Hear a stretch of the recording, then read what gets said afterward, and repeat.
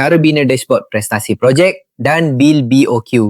Dashboard ni boleh tahu total BOQ, total equipment dan manpower, jumlah hari jam serta trip, prestasi tiap kempen projek, pecahan kategori kerja, lokasi projek dan compare manpower dengan equipment. Jom bina. Tulis tajuk prestasi projek dan bil BOQ. Dan bina slicer untuk kempen projek, lokasi, tarikh dan kategori projek. Dan bina kad untuk total BOQ, total equipment manpower, offshore onshore serta jumlah hari jam dan trip. Dan bina bacat untuk prestasi kempen ikut hari, jam dan trip. Dan bina bacat juga untuk prestasi kempen ikut kategori. Dan bina donut chart untuk pecahan total manpower dan equipment. Dan bina map untuk lokasi projek. Dan bina table untuk perincian tiap kerja. Juga table perincian untuk tiap kempen. Siap? Senang kan? Nak belajar dan dapatkan dashboard ni? Klik profile.